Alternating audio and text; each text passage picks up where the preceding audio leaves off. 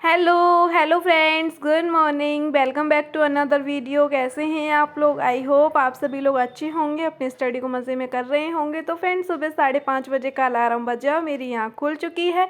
आँख खुलने के बाद मैं सबसे पहले बाहर आई। बाहर आकर के मैंने कर्टेंस को उठाया है, फ्रेश एयर ली। उसके बाद जैसे कि आप लोग को पता है कि मॉर्निंग का जो फर्स्ट काम रहता है वो रहता है मेरा ब्रश करना। तो मैं ब्रश की, उसके बाद मैंने 15 मिनट अपने आप को दी हैं एक्सरसाइज की, जिसकी मैंने वीडियो नहीं बनाई। और उसके बाद मैं अंदर रूम में आई और सबसे पहले मैं किचन में जा कर के पानी गर्म करी। और पानी गर्म करके 1 गिलास पानी मॉर्निंग में ज़रूर से पीना चाहिए, हमारी हेल्थ के लिए बहुत ज़्यादा फ़ायदेमंद रहता है। ये मैं ज़्यादातर आप लोगों को बताती ही रहती हूँ। उसके बाद बैठते हैं अपनी स्टडी को कंटिन्यू करने के लिए। और फ्रेंड्स, आप लोग को पता ही होगा कि आज मेरी वीडियो जो आ रही है वो काफ़ी दिनों बाद, यानी कि काफ़ी गैप बाद आ रही है। मैं घर पर थी नहीं, तो इस वजह से मैंने वीडियो नहीं बनाई। मैं एक्चुअली अपनी मौसी जी के घर पर गई थी, तो वहाँ की मैंने वीडियो नहीं बनाई, तो इस वजह से मैंने आप लोगों के साथ वीडियो को शेयर नहीं किया। फिलहाल उन सारी चीज़ों को छोड़ते हैं और अब आते हैं अपनी स्टडी की तरफ। तो फ्रेंड्स, अभी मॉर्निंग का 6 बजे का टाइम है, क्योंकि 5:30 बजे मैं उठी थी और आधा घंटा आराम से चला जाता है ब्रश वगैरह करना, फ्रेश अप होना और उसके बाद थोड़ी सी एक्सरसाइज वगैरह करना। तो इस वजह से आधा घंटा मेरा चला गया। 6 बजे से बैठी हूँ मैं स्टडी को करने के लिए। और आज देखते हैं कि आज का दिन हमारा कितना प्रोडक्टिव हो पाता है और आज के दिन को हम कितने आवर्स की स्टडी को कर पाते हैं। तो फ्रेंड्स, अगर हम कोई सा भी दिन अगर प्रोडक्टिव बनाना चाहते हैं, तो उस दिन का हमें जो 24 आवर मिलते हैं उसे हमें बहुत अच्छे से मैनेज करने होंगे। उस 24 आवर को हमें प्रॉपर्ली हमें नींद भी लेनी है, प्रॉपर्ली हमें पढ़ाई भी करनी है। तो उस 24 घंटे को आप किस तरीके से मैनेज करते हैं, किस तरीके से आप उसका डिवाइड करते हैं, वो चीज़ आपके ऊपर डिपेंड करता है कि आपका दिन कितना ज़्यादा प्रोडक्टिव हो पाएगा। तो फ्रेंड्स, हमें सबसे पहले जो अर्ली मॉर्निंग उठना है और अर्ली मॉर्निंग उठ करके सबसे पहला जो काम करना होगा वो हमें करना होगा, टू डू लिस्ट ज़रूर से बनानी होगी। टू डू लिस्ट बनाने से क्या होता है कि हमारा जो हमारे पूरे दिन का जो टाइम रहता है वो हमारा डिवाइड हो जाता है। उसमें हमें पता चल जाता है कि पूरे टाइम में हमें आज कौन कौन से सब्जेक्ट पढ़ने हैं, क्या क्या करना है पूरा दिन। हमें स्टडी से ही हटा करके अगर घर के भी कोई अगर आपको काम करने हैं, तो उसके लिए भी आप टू डू लिस्ट बना सकते हैं। उससे आपका टाइम बहुत ज़्यादा टाइम सेविंग होती है उससे। तो फ्रेंड्स, आज मैं आप लोगों को बताऊंगी, कुछ छोटे छोटे टिप्स बताऊंगी, जिसको फॉलो करने के बाद आपकी बहुत ज़्यादा अच्छे से स्टडी हो सकती है, आपका दिन प्रोडक्टिव हो सकता है और आपकी पढ़ाई भी बहुत अच्छे से हो सकती है। और साथ ही साथ में आपका जो टाइम है उसे भी आप बहुत अच्छे से यूटिलाइज़ कर सकते हैं। तो चलो फ्रेंड्स, स्टार्ट करते हैं। तो फ्रेंड, स्टडी करने का फर्स्ट रूल ये है कि जो करना है आज करना है, कोई भी काम कल के लिए नहीं छोड़ना है। मैं स्टार्टिंग से आप लोगों को बता रही हूँ, क्योंकि हम कोई सा भी सब्जेक्ट लेते हैं या सोचते हैं टॉपिक क्या है, तो हम सोचते हैं कि चलो कल से हम इस टॉपिक को स्टार्ट करते हैं या फिर कल से हम स्टडी स्टार्ट करते हैं। जी नहीं, जब आपके मन में थॉट आया है कि स्टडी करनी है, तो आप उसी वक्त से आप स्टडी करने स्टार्ट कर दीजिए। ये हुई बेसिक सी टिप। अब आते हैं अपनी मेन टिप्स के तरफ। हम जो स्टडी करते हैं वो हमें कोशिश करनी चाहिए कि अर्ली मॉर्निंग से हम स्टार्ट करें, क्योंकि अर्ली मॉर्निंग जब हम सुबह मॉर्निंग में उठते हैं तो हमारा माइंड बहुत ज़्यादा फ्रेश रहता है। उस समय हमारे माइंड की जो कैचिंग पावर रहती है वो 100% रहती है, कि हम जो भी चीज़ें पढ़ते हैं वो हमारा माइंड बहुत अच्छे से एब्जॉर्ब कर रहा होता है। तो हमें ज़्यादातर कोशिश करनी है कि जब हम मॉर्निंग में जब उठें तो उठ करके हम स्टडी करें और ऐसा सब्जेक्ट पढ़ें जो हमें थोड़ा सा टिपिकल लगता हो, या फिर जो चीज़ हमें याद ना हो रही हो, हमें जो ज़्यादा अच्छे से समझना हो, जो समझ में ना आ रही हो चीज़ें, हमें वो वाला सब्जेक्ट उठा सकते हैं। काफ़ी लोग, अब जो हमारा जो लाइफ सर्कल हो गया है जो वो, तो क्या हो गया कि हम उठ करके सबसे पहले अपने फ़ोन को उठाते हैं। फ़ोन में हम व्हाट्सअप चेक करते हैं, इंस्टाग्राम चेक करते हैं, फेसबुक में घुस जाते हैं। तो हमारा जो माइंड होता है वो उन सारी चीज़ों में डिस्टर्ब हो जाता है, साथ ही साथ में हमारा माइंड थोड़ा सा बिजी हो जाता है और कहें तो उस पर प्रेशर आ जाता है। तो इस वजह से उस समय पर हमें इंस्टाग्राम, व्हाट्सअप कुछ भी ओपन नहीं करना है और सिर्फ हमें उस समय पर अपने माइंड को यूटिलाइज़ करना है स्टडी के लिए। सेकंड चीज़, जब भी आप मॉर्निंग में स्टडी के लिए आप उठ रहे हैं, आप स्टडी कर रहे हैं, तो आप बेड पर लेटे लेटे या बैठे बैठे स्टडी ना करें। तो वो एक आलस्य वाला माहौल क्रिएट करता है। उससे क्या होगा, हमारी बॉडी में आलस्य आएगा और हमें आलस आ करके हम दोबारा से उसी बेड पर लेट जाएंगे, लुढ़क जाएंगे, नींद आ जाएगी। तो हमें वो चीज़ बिल्कुल भी नहीं करना है। सोते सोते हमें नहीं पढ़ना है। थर्ड चीज़ हमें करनी है, जो हम मॉर्निंग में पढ़ते हैं या फिर हम आफ्टरनून में भी पढ़ें या इवनिंग में भी पढ़ें, जो हम जिस जगह पर पढ़ रहे हैं वो एरिया बिल्कुल क्लीन होना चाहिए। जब बिल्कुल क्लीन एरिया, साफ़ सरफेस पर, साफ़ स्थान पर आप अपना स्टडी करेंगे, इन्वायरमेंट जब आपका क्लीन रहेगा तो आप देखेंगे कि आप खुद अंदर से बहुत ज़्यादा एनर्जेटिक फील करेंगे और आप ज़्यादा अच्छे से स्टडी को कर पाएंगे।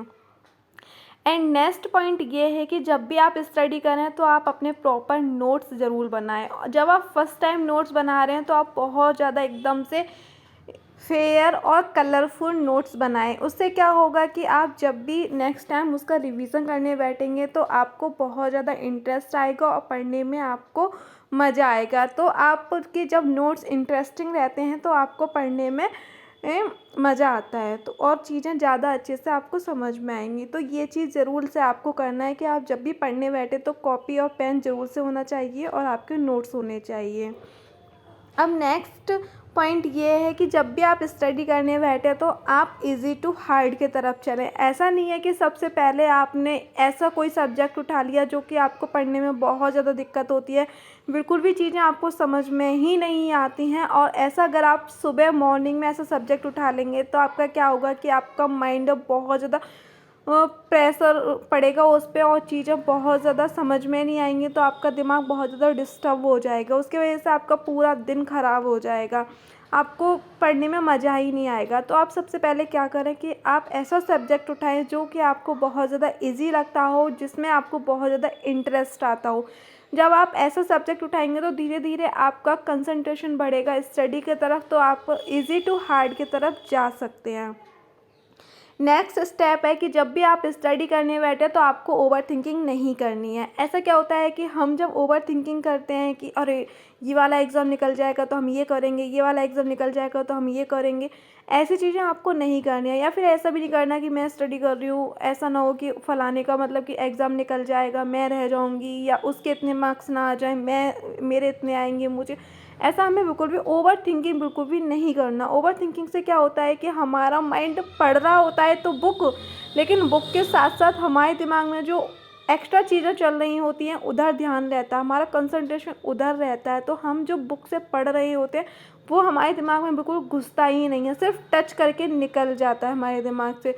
तो हमें ओवर थिंकिंग नहीं करनी है। बहुत ज़्यादा आप अच्छा और शांत फील कर रहे हो आप तब स्टडी करने बैठें।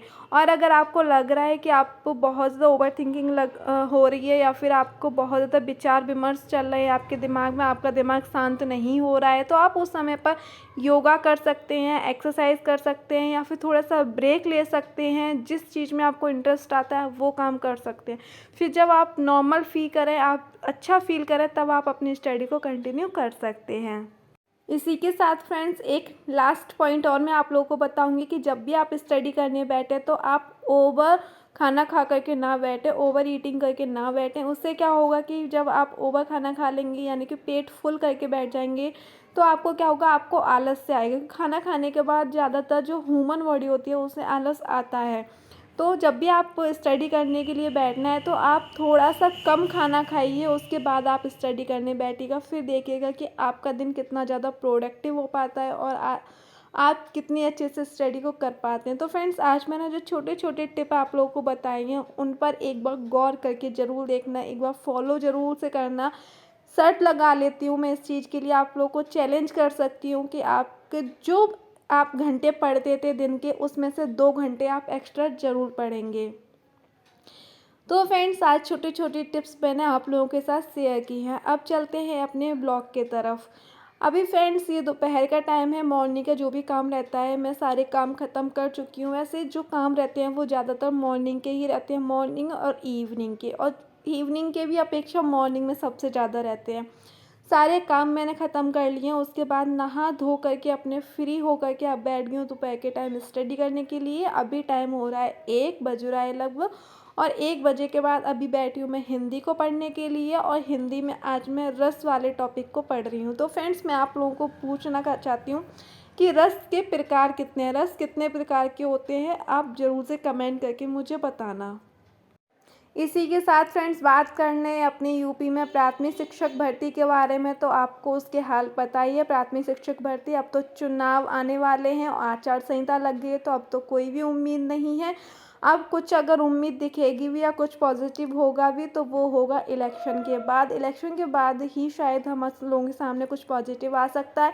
लेकिन जब तक प्राइमरी शिक्षक भर्ती नहीं आ रही है तब तक हमें क्या करना चाहिए, किस एग्ज़ाम के लिए हमें पढ़ना चाहिए, अगर आप इस टॉपिक पर डिस्कस करना चाहते तो आप कमेंट करके बताना। मैं नेक्स्ट वीडियो ज़रूर से आप लोगों के लिए लेकर के आऊँगी कि प्राथमिक शिक्षक भर्ती नहीं आ रही है तो हम उसकी जगह किस एग्ज़ाम की तैयारी कर सकते हैं।